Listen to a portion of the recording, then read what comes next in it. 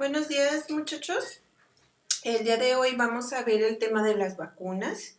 Ya ahorita que ya tenemos claro cómo actúa el sistema inmune contra un microorganismo patógeno, un punto importante que ustedes como ingenieros zootecnistas tienen que tener claro cómo participan las vacunas en la protección contra enfermedades que pueden ocasionar a los animales domésticos. Muchos de ustedes van a trabajar con animales vivos en hatos ganaderos, por ejemplo, y van a tener que estar administrando vacunas. Todos estos protocolos de vacunación los van a ver muy bien en la materia de sanidad animal.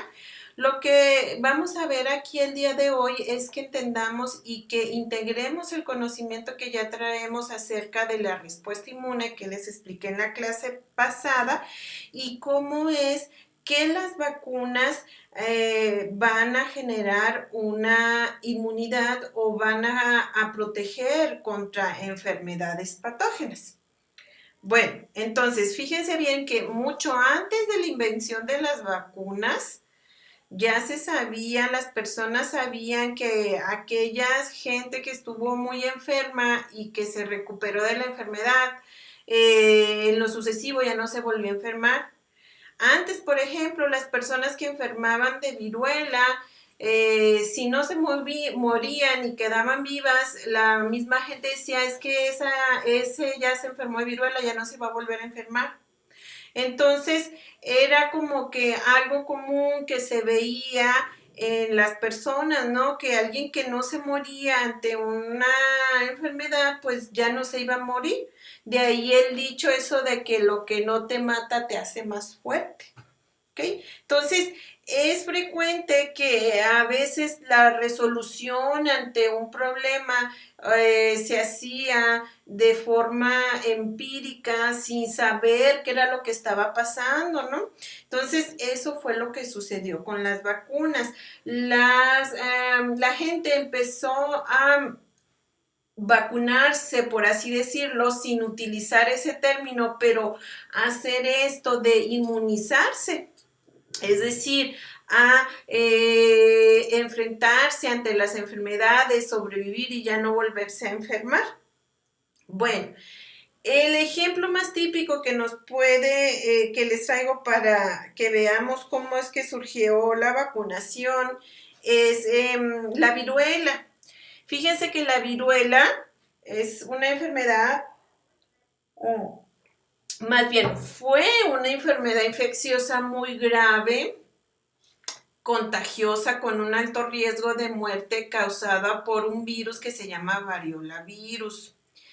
Esta viruela hace ámpulas, miren, así como esta niñita que está aquí, es tremenda, es fuertísima, llena todo de ámpulas y empieza a haber fiebre, vómitos, se empiezan a hacer llagas en las ámpulas. Al cabo de unos días se empiezan a llenar de líquidos, llenan toda la piel y no nada más por la piel, también por dentro del organismo, está todo lleno de llaguitas. Entonces es cuando la gente no se moría, que el porcentaje de muerto era alto, y quedaba y sobrevivía, pues quedaba con mucha cicatriz. Entonces, esta enfermedad fue brutal desde mucho tiempo, ¿no? O sea, si llegaba la viruela a un pueblo, en ese pueblo moría la mayoría de las personas y quedaba muy poca gente sobreviviendo, ¿no? Entonces, imagínense ustedes el miedo que se le tenía a la viruela. La viruela se propagaba a través del contacto de personas sanas o mediante el intercambio de objetos que estuvieran contaminadas con el virus. Entonces era de muy fácil contagio. Fíjese que se conoce desde el siglo II, se han encontrado momias egipcias que presentan cicatrices o vestigios de que murieron por viruela. Se propagó en el siglo XVIII a toda Europa. Se estima que se morían 400,000 personas cada año. Y fíjense que de los que sobrevivían, un tercio de los que sobrevivían podían quedar ciegos. Entonces la viruela fue tremenda, ¿no?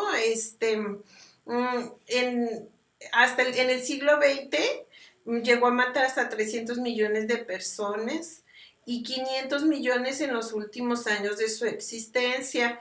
El último caso que se conoció de viruela fue en 1977. No hace tanto tiempo, ¿eh? Yo nací en 1975, estaba bebé todavía cuando se reportó el último caso de viruela. El último caso de viruela fue en Somalia y para 1980 la organización de la OMS certificó, la Organización Mundial de la Salud, que se abrevia OMS, certificó la erradicación de esta enfermedad en el planeta. ¿Cómo se logró erradicar? Pues gracias a todo un sistema de vacunación. Ahora, aquí en nuestro país, la viruela fue crucial para que los españoles pudieran conquistar Tenochtitlán. Cuenta la historia, ¿no? Que cuando llegaron los españoles al continente, venía uno de los que venían en el barco de los soldados, venía enfermo con viruela. Y cuando llegaron a Tenochtitlán, o sea, si no hubiera sido porque trajeron la viruela, no hubieran podido ganarle a los aztecas. En cuestión de 10 días de que llegaron a la ciudad de Tenochtitlán, la gente se empezó a enfermar de viruela y empezaron a caer muertos. De hecho, Cuitláhuac, ¿no? Murió de viruela. Entonces, gracias a eso fue que los españoles ganaron, porque la viruela acabó con la población indígena. Entonces, para que vean ustedes la magnitud de esta enfermedad, o sea, terminaba con poblaciones enteras. Entonces, estas epidemias eran muy temidas. Y los primeros indicios que están reportados de cómo es que la gente se empezaba a defender de la viruela datan del siglo X en China. En China, los médicos chinos lo que hacían es que de las personas que enfermaban de viruela y que ya les quedaban las costritas, estas que ven aquí, ¿sí? Les quitaban las costras a las personas y las echaban en frasquitos.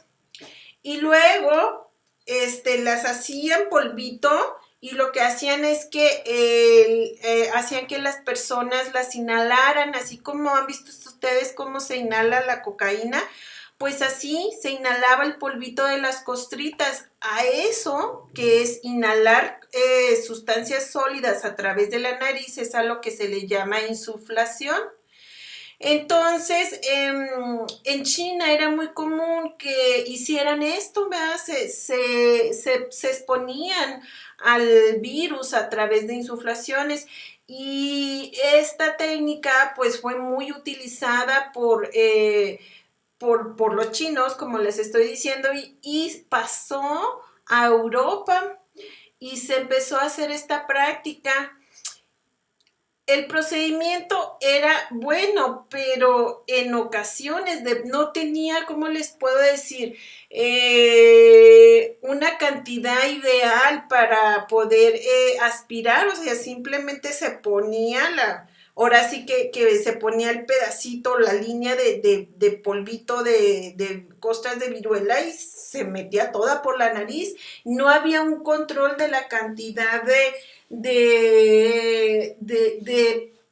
de virus que la gente inhalaba. Entonces había veces en que era demasiado lo que la gente inhalaba, que en vez de generar un beneficio, pues la gente se autoenfermaba de viruela. Ahora, en aquellos años, por los 1700, casi al finalizar del siglo XVIII, era muy común que las que ordeñaban las vacas en Inglaterra fueran mujeres. A las vacas también les da una viruela, la viruela bovina, que es producida por el virus de la viruela bovina. Son prácticamente hermanos, tanto el virus de la viruela bovina como el virus de la variola. Nada más que el de la viruela bovina da síntomas más tenues, ¿ok?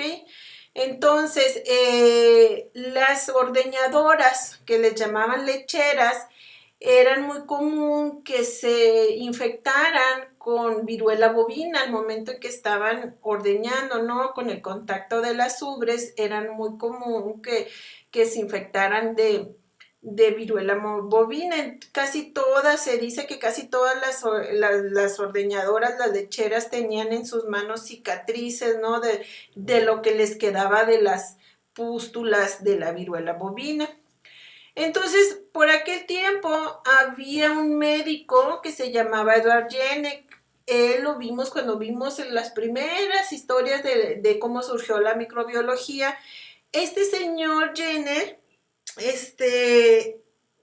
una vez, ¿verdad?, escuchó a una de sus pacientes, que era una de estas ordeñadoras, que le dijo, no, ¿sabe qué? Pues es que yo ni me enfermo de la viruela, porque a mí ya me dio la viruela de las vacas. Entonces, Jenner venía de esa tradición de que se hiciera insuflación nasal con el polvo constituido de fragmentos de pústulas de viruela. Jenner venía de una familia de clase media en Inglaterra. El papá de Jenner era un pastor anglicano, y cuando llegó la viruela a Inglaterra, a Jenner lo inmunizaron con insuflación nasal de costras de viruela. Entonces él se acordó de eso que a él le habían hecho cuando era pequeño, y rápidamente lo relacionó con el comentario que le hizo esta ordeñadora. Entonces, en una de esas, ¿no?, le vino un insight al Jenner, y dijo, pues, ¿qué tal que estas mujeres que ordeñan las vacas no se enferman de viruela? Pues porque ya están protegidas. Jenner no sabía nada de inmunología en aquel tiempo, que se iba a saber de los linfocitos, ni que nada. Lo único que sabían es que si se exponían a la enfermedad, se protegían y ya no se enfermaban. Entonces, Jenner dijo, bueno, pues es que tal vez si empezamos a exponer a las personas a la viruela de las vacas, pues vamos a protegerlas, pero hay que hacerlo de una manera diferente a lo que es la insuflación nasal, donde no hay control de la cantidad. Aquí hay que hacerlo de una manera más controlada. Entonces dijo Jenner, pues voy a hacer un experimento, ¿no? Entonces el Jenner se agarró a esta ordeñadora, le quitó las costritas de las pústulas de sus manos y se las inoculó a un niño de 8 años.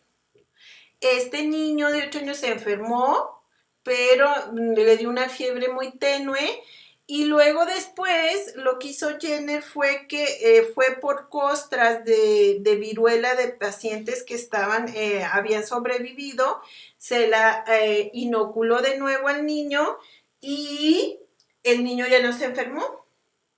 Entonces, con esto Jenner probó su hipótesis de que sí, verdaderamente el estar expuesto a la viruela bovina, que daba una sintomatología más tenue, pues protegía contra la viruela humana, ¿no? Que era fulminante. Luego Jenner probó su hipótesis, este experimento que hizo con el niño de 8 años, lo reprodujo en 23 pacientes. Y ya después de esto, el gobierno inglés empezó a poner esta práctica como algo de salubridad, y de esta manera se inmunizó a casi todo el país y toda Europa. Bueno, ahora, entonces, como les decía ahorita, el virus de la viruela bovina es prácticamente idéntico al de la variola virus. Tienen sus diferencias, y una de sus diferencias es que generan la enfermedad, pero de una manera más tenue, pero activa el sistema inmune de la misma manera que la variola virus. Bueno, pues entonces pasó el tiempo, y allá por 1885 Pasteur, en homenaje a Jenner, le puso al protocolo de Jenner vacunación. Vacunación viene de la raíz latina vaca, pues por la vaca, ¿verdad? La viruela bovina, y la palabra vacinia, que significa viruela de vaca. De ahí viene la palabra vacunación. Y Pasteur le puso a ese protocolo de Jenner vacunación, pues en homenaje a Jenner. Gracias a esos protocolos de Jenner, Pasteur pudo desarrollar la vacuna contra la rabia. Bueno, vamos a analizar el protocolo inicial de Jenner. Fíjense bien, la ordeñadora o lechera, como les decían en aquel tiempo, se llamaba Sarah Nelmes. Esta señora, ¿verdad? Pues todos los días ordeñaba las vaquitas. Algunas de esas vaquitas pues estaban enfermas con viruela bovina. Entonces esa viruela también generaba pústulas en las ubres, ¿verdad? Y se le pasó la bovina a Sara. Entonces Sara tenía pústulas, pero no se enfermaba de la otra viruela humana. Entonces de aquí Jenner lo que hizo es que le quitó las costritas, ¿verdad? Y luego a un niño de 8 años que se llamaba James Field le inoculó la pus. Le hizo unas pequeñas inoculaciones intradérmicas, le puso las pústulas de Sarah Nelmes, y Phipps cae enfermo, con fiebre, pero sí se puso enfermo, pero no como con la viruela, como se ponía con la viruela humana. Al cabo de 10 días se recupera. Entonces, ¿qué es lo que hacen después de esto? Pues Jenner toma costra de una persona que no murió con la viruela, ¿verdad? Y esta viruela humana, pues acuérdense que está producida por el variola virus, recolecta esas costritas y se las inocula a Phip. Entonces Phip, este muchachito James, es inoculado con costras de variola virus, pero no se enferma, no le da ni siquiera fiebre. Entonces aquí fue que Jenner que dijo, pues sí, la protección está completada. ¿Qué fue lo que pasó aquí? A ver, cuando Jenner introdujo las costras de la viruela bovina, aquí fue una primera exposición al antígeno. ¿Recuerdan cuando vimos nuestra clase de inmunología? Este muchachito, James, no había estado en contacto con ese antígeno, entonces no tenía anticuerpos, ni tampoco tenía células de memoria. Entonces, al introducir esos costritas del virus, ese virus, ¿verdad? Pues se monta la primera exposición al antígeno, se empiezan a producir anticuerpos, y sobre todo se generan células de memoria que quedan listos para ¿cuándo? Para cuando se vuelva a exponer el antígeno. Es como si entrara de nuevo el antígeno patógeno, el patógeno. Entonces aquí ya había células de memoria, las cuales respondieron pero rapidísimo, se deshicieron del enemigo y no hubo enfermedad. Ven que esto lo vimos en las clases pasadas. Esto fue lo que pasó en el protocolo de Jenner. Ya esto es a lo que Pasteur le puso vacunación. ¿Por qué? Porque viene de la vaca, ¿ok? Del latín de la vaca. ¿Ok? Entonces, ¿qué es lo que se hizo en este protocolo? Se indujo, se manipuló la inmunidad, es decir, se indujo una inmunidad y como se estaba haciendo inducida, a eso le llamamos una inmunidad artificial. Entonces, la vacunación es una inmunidad inducida, es una inmunidad artificial. Entonces, cuando decimos vacunación, nos referimos también a inmunización. Vacunación e inmunización son sinónimos. ¿Ok? Entonces decimos que es la inducción artificial e intencionada de la inmunidad. La vacunación, muchachos, representa un arma importante para la prevención y el tratamiento de muchas enfermedades infecciosas.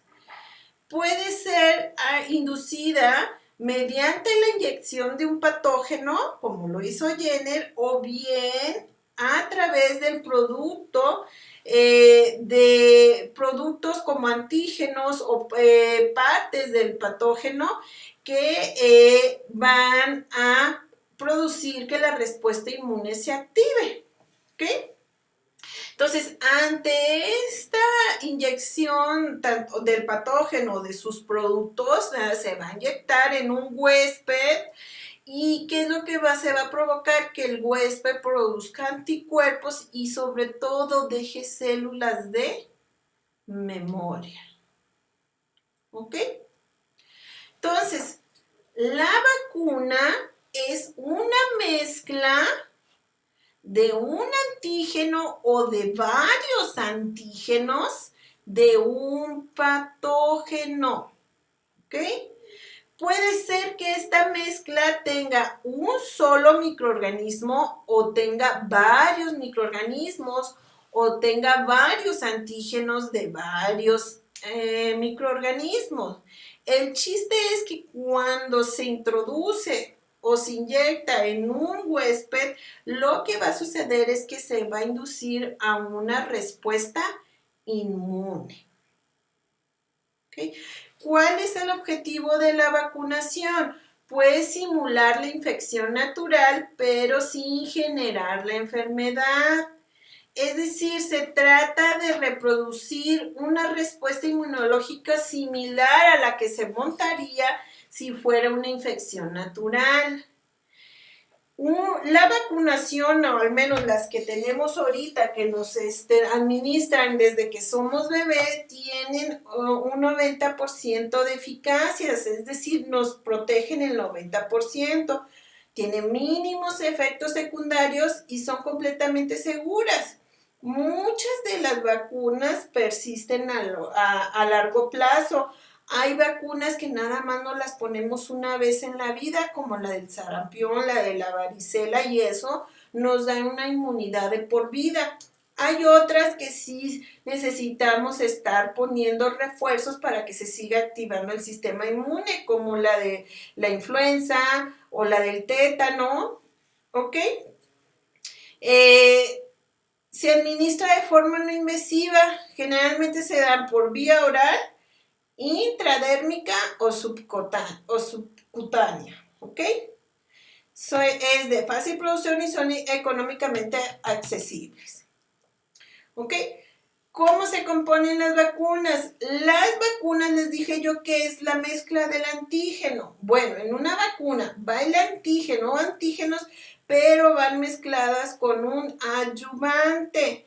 Este adyuvante, ¿qué va a hacer? El adyuvante es una sustancia que aumenta la respuesta inmunitaria frente a los antígenos de las vacunas. Es decir, es como si potencializara el efecto del antígeno en el huésped.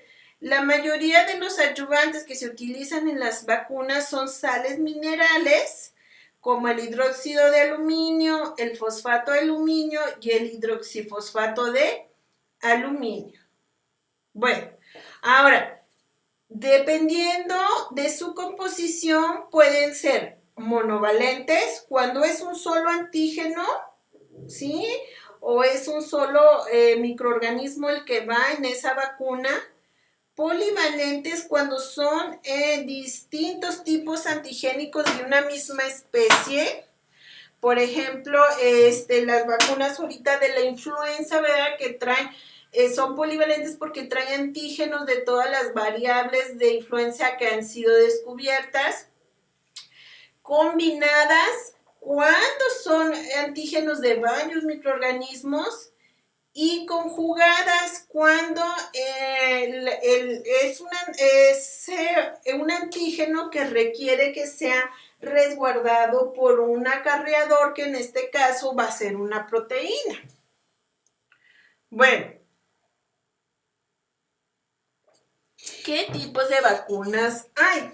Tenemos las vacunas que son microorganismos enteros atenuados, vacunas que lo que traen son microorganismos enteros inactivados, vacunas que se les dice que tienen subunidades, son vacunas que tienen antígenos purificados, pueden ser tozoides o algún componente antigénico del microorganismo, ¿verdad? Aquí tenemos, la mayoría son vacunas víricas, de virus o bacterianas. Hay vacunas también recombinantes y vacunas de DNA. Vamos a ver las primeras. Las vacunas que tienen virus atenuados, estas vacunas lo que tienen tienen al patógeno vivo, pero está atenuado, está debilitado. ¿Qué es esto? Es el patógeno que va a ser exactamente el mismo patógeno, pero no tiene tanta virulencia. Es decir, no va a generar la misma enfermedad, los mismos síntomas, pero sí va a activar el mismo sistema inmune. ¿Ok? Este tipo de microorganismos atenuados se consiguen a través de los pases en el laboratorio, en los cultivos. Recuerdan que esto nos lo explicó la maestra Ara en el laboratorio. Cada vez que se pasa un microorganismo de un cultivo a otro, se va atenuando. Yo también les expliqué en una de las clases, no me acuerdo ahorita, que también con el tiempo los microorganismos se van atenuando. Cada vez que pasan de un individuo a otro, se van atenuando. Ahora, estos microorganismos se pueden atenuar en el laboratorio, ¿verdad? Se pueden hacer pases y se puede ir monitoreando su virulencia en algún animal del laboratorio, como los ratoncitos. Ahora, estos microorganismos atenuados generan una excelente respuesta inmune de memoria, tienen un 95% de eficiencia y generan, la mayoría de las vacunas que tienen este tipo de microorganismos atenuados, generan una inmunidad de larga duración, ¿ok? El peligro con estas vacunas es que así como se atenúan los virus conforme pasan los cultivos, ¿qué es lo que pasa en esta atenuación que se da de un cultivo a otro? Pues que empieza a haber mutaciones en los genes, ¿verdad? Y hace que los antígenos no sean tan virulentos, pero así como hubo mutaciones para que se atenuaran, pues puede haber mutaciones para que se hagan más virulentas. Esa es una de las ventajas. Entonces, ahí se tiene que tener mucho control de calidad para que los lotes que salgan para vacunar a las personas sí se haya probado su virulencia en animales de laboratorio. Este tipo de vacunas que tengan microorganismos atenuados no se recomienda para individuos inmunosuprimidos ni para mujeres embarazadas. ¿Por qué? Porque si tienen el sistema inmune tan bajo, aunque estén atenuados, pueden generar la enfermedad. ¿Qué tipo de vacunas son microorganismos con microorganismos atenuados? Por la vacuna, la BCG, que es el Mycobacterium tuberculosis atenuado. No me acuerdo si la ponen de bebé. La fiebre tifoidea, esa también es una vacuna atenuada. El sarampión, la rubiola y la varicela son vacunas que utilizan estos virus atenuados. Y de hecho ahorita hay un brote de sarampión. Todas esas mamás que no ponen las vacunas a sus niños ahorita, es bien riesgoso, ¿no? Bueno, ahora, las vacunas que están formuladas con microorganismos enteros pero inactivados. Aquí los microorganismos se inactivan, se ponen en presencia de calor o en presencia de formol o de beta-propilactona, y lo que se deshace es que se inactivan, se destruyen, se hacen pedacitos, ¿verdad? Y esto pues se mezcla con el adyuvante y se inyecta, ¿ok? Aquí no genera una inmunidad a largo plazo, se requiere de estar poniendo refuerzos, y la desventaja de este tipo de vacunas es como se tienen que poner, por ejemplo, las que se inactivan por calor, eso puede afectar la estructura tridimensional del antígeno, y entonces ya el sistema inmune no lo reconoce y no se monta la respuesta. ¿Qué vacunas hay con microorganismos enteros inactivados? Pues está la hepatitis A, la vacuna contra la influenza y contra la rabia. Bueno, hay vacunas que se dice que son vacunas que están hechas con toxoide. ¿Qué es un toxoide? Un toxoide es la toxina del patógeno pero inactivada, ¿ok?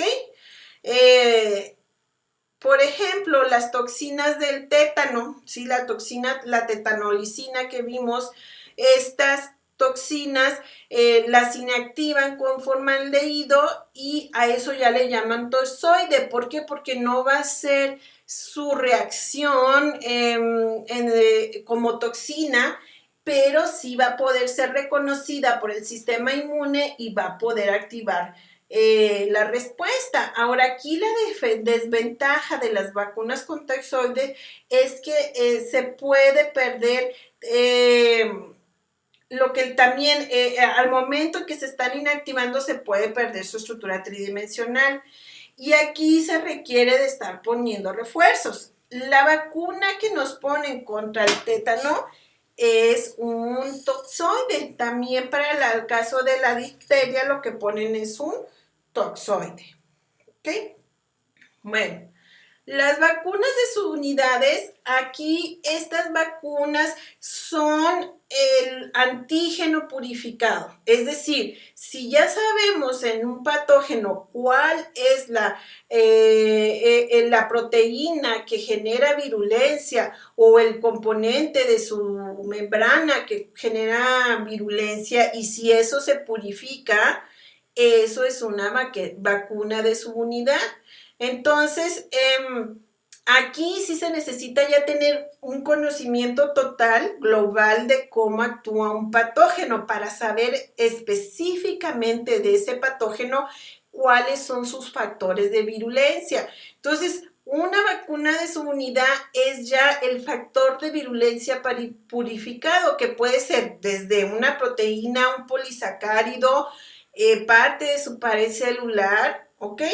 Y estas vacunas son muy buenas porque no se está poniendo a la bacteria viva, atenuada, ni se le pone la bacteria inactivada, por lo que no pierde su estructura tridimensional, pero se pone al antígeno purificado. Entonces aquí sí se activa muy bien la respuesta inmune. ¿Qué vacunas están formuladas de esta manera? Pues la vacuna para la hepatitis B, la vacuna del papiloma humano, la de la tosferina, la vacuna para el neumococo y la vacuna para el meningococo. ¿Ok? Bueno, ahora las vacunas recombinantes, fíjense bien, cuando oímos siempre la palabra recombinante nos estamos refiriendo a manipulación del DNA, ¿ok? Entonces aquí lo que se va a hacer es que se va de ese patógeno, que ya se conoce bien cuál es el antígeno virulento, lo que se va a hacer es que se va a obtener el gen de ese antígeno y a través de un proceso de ingeniería biotecnológica se va a expresar el antígeno en bacterias E. coli y de ahí ya se va a producir de forma recombinante, ¿ok? Esa es una. La otra es que cuando ya se conoce bien el factor de virulencia y se tiene bien ubicado cuál es el gen que codifica para ese factor de virulencia, pues lo que se hace es que se muta, se hace una mutación dirigida en ese gen y se atenúa de manera genética el microorganismo patógeno. ¿Ok? Bueno, vamos a ver cómo se hace una vacuna recombinante cuando se obtiene el gen que codifica para una proteína antigénica. Aquí ya se tiene que conocer muy bien al patógeno. Miren, en este ejemplo, aquí les muestro, por ejemplo, el virus de la hepatitis B. El virus de la hepatitis B tiene un genoma de DNA, entonces vamos a suponer que el gen HB de este virus es el gen que es el virulento, ¿verdad? Que codifica para esta proteína HB, que es su factor de virulencia. Entonces, ¿qué hacemos? A través de un procedimiento que se llama PCR, que no me voy a meter en detalles ahorita, pero si les gusta todo esto de la manipulación genética, tomen el curso con la maestra Betty Castro. Ella da biología molecular y está muy suave. Ven todas estas cosas a profundidad. Entonces, el pedacito del gen, ¿verdad? Vamos a hacer una copia de ese gen. Aquí lo tenemos y ese gen lo vamos a introducir en un plásmido. Acuérdense que de dónde vienen los plásmidos. En la naturaleza hay bacterias que tienen, además de su cromosoma circular, tienen plásmidos, ¿ok? Esos plasmiditos se pueden aislar, que ya ahorita ya los compramos así ya aislados, y a través de enzimas de restricción uno los puede abrir y le podemos introducir cualquier fragmento de DNA. En este caso vamos a introducir este fragmentito, esta copia del gen HB, lo vamos a meter aquí. Entonces, cuando ya le metimos el fragmento de DNA que nosotros queremos, a esto ya le vamos a llamar construcción plasmídica. Ya aquí ya es un DNA recombinante. ¿Por qué? Porque tiene dos tipos de DNA, ¿ok? El DNA del plásmido y el DNA del microorganismo patógeno, en este caso el gen HB. Cuando ya tenemos el plasmidito construido, entonces ahora sí lo vamos a introducir en una bacteria que no tenga plásmidos, que también ya las compramos, son bacterias de E. coli que nada más tienen su cromosoma circular. Introducimos el plásmido que construimos, ¿ok? Y las ponemos a crecer en medio líquido a gran escala. Entonces las bacterias se empiezan a dividir y empiezan a generar bacterias hijas que también ya traen una copia del plásmido inicial. Entonces, este plásmido va a utilizar la maquinaria de la E. coli, sus enzimas, DNA polimerasa, RNA polimerasa, ribosomas y todo, y va a expresar este genecito HB. Entonces se va a traducir y va a formar la proteína HB, que está codificada en el gen HB que metimos. Entonces el citoplasma de la bacteria se va a llenar de proteína HB. ¿Qué hacemos después de esto? Analizamos las bacterias, purificamos este DNA plasmídico y luego ya lo ponemos en un frasquito y entonces a esto ya le llamamos vacuna HB recombinante.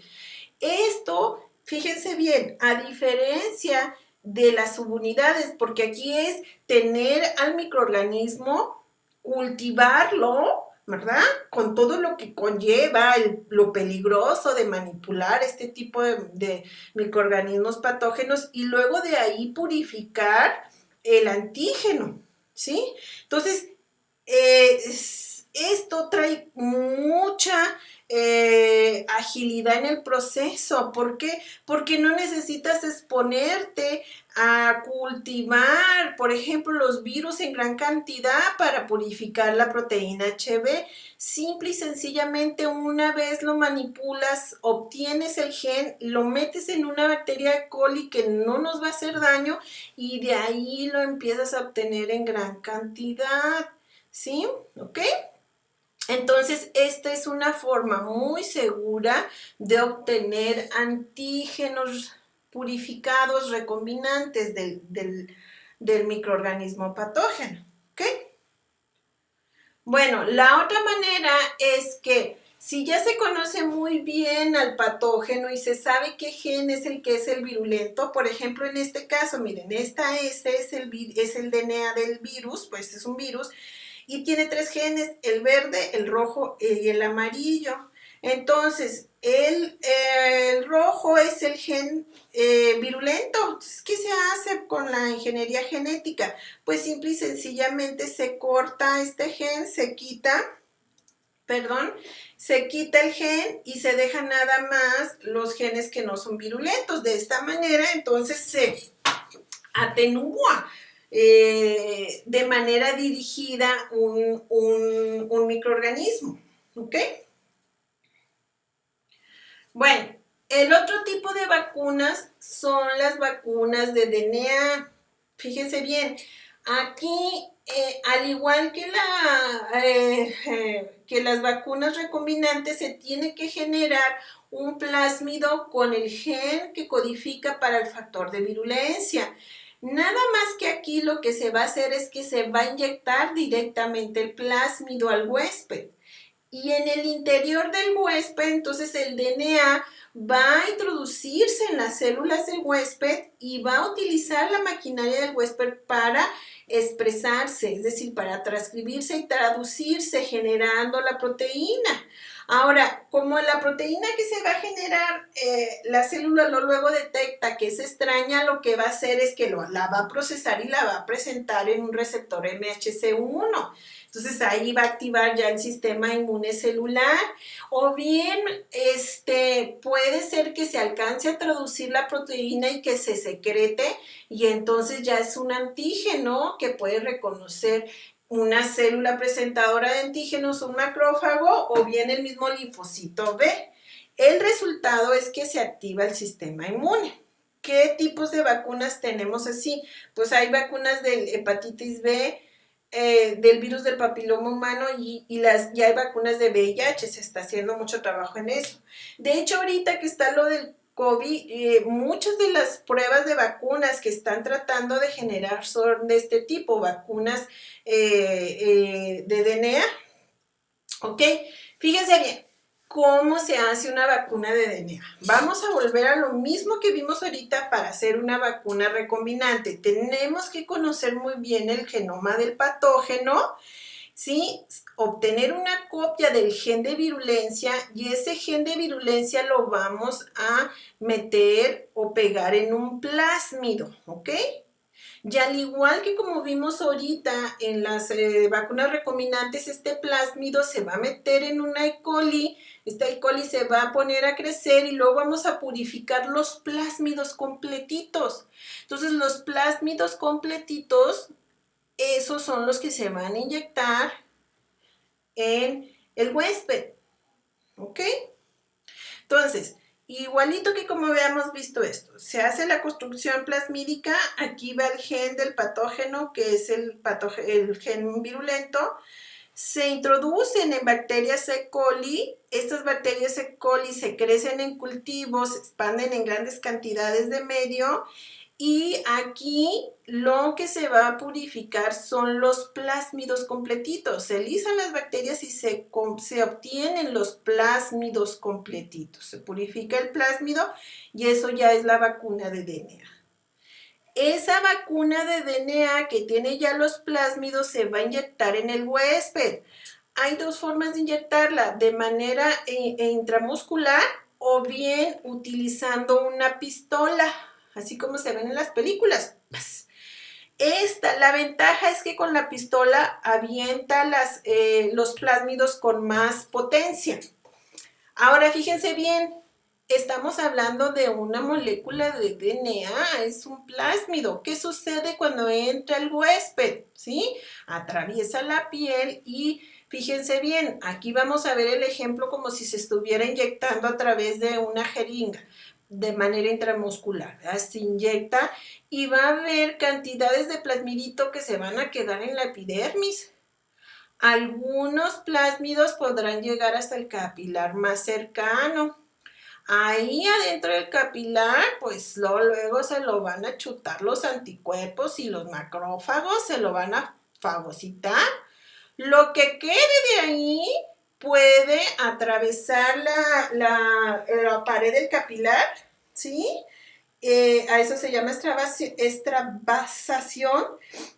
Atraviesa la pared del capilarcito y puede ser que atraviese de forma pasiva la membranita de la célula huésped, de las celulitas, o bien que entre a través de endocitosis, que vamos a suponer que esta es un macrofagito, ¿verdad? Y lo fagocita, pero como son moléculas tan pequeñitos, no le podemos decir fagocitosis. Cuando son moléculas tan pequeñas, le decimos endocitosis. Entonces la endocita, ¿sí? Hace un endosoma. Este endosoma se va a venir a fusionar con el lisosoma y aquí se degradó. Algunos de esos endosomas, de algunos se van a poder escapar el plásmido y llega hasta el núcleo. Cuando este plásmido llega al interior del núcleo del huésped, entonces utiliza la maquinaria del huésped, es decir, utiliza la RNA polimerasa para transcribir el gen que lleva el plásmido. Pero fíjense en ustedes, tiene uno que jugar mucho con las cantidades porque de lo que uno inyecta, la mayoría de ese plásmido se va a perder en el camino. Es muy poquita la cantidad de plásmido que alcanza a llegar hasta el núcleo de la célula huésped. ¿Ok? Pero bueno, vamos a suponer que el plásmido ya llegó a la célula huésped, llegó al núcleo y en el núcleo, pues lo primerito que usa es la RNA polimerasa para transcribirse en RNA. Este RNA mensajero sale del núcleo, en el citosol utiliza los ribosomas y se traduce la proteína que codificaba ese gen que se introdujo en el plásmido. Esta proteína, sí, puede ser que se excrete y al momento en que se excrete, pues ya se convierte en un antígeno y puede ser rápidamente reconocida por los linfocitos B a través de sus anticuerpos de membrana o bien por un macrófago, la fagocite y la procese y vaya y la exprese en un MHC. Ahora, la otra cosa que puede suceder es que el antígeno, ¿verdad? La proteína se traduce, pero el antígeno es detectada como extraña en el interior de la celulita. Y entonces se procesa, se manda a algo que se llama proteosoma y ahí se fragmenta. Entonces, al momento en que ya está fragmentado esta proteína, estos antígenos se acoplan a la molécula de MHC y si es MHC1, la puede reconocer el linfocito C de 8 positivo y se activa. O bien, la presenta a través de MHC2 al linfocito CD4 positivo. Y ustedes ya recuerdan aquí, ¿verdad? Si se secreta interleucina 4, 5 y 13, viene y activa el linfocito B. Si se secreta interleucina 2, tiene factor de necrosis tumoral alfa o interferón gamma, activa el linfocito TCD8 positivo. Total, que de cualquier manera, pues, ¿cuál va a ser el resultado final? Que van a quedar células de memoria. Bueno, hasta aquí es la clase del día de hoy. Espero que les haya gustado, que tengan muy buen día.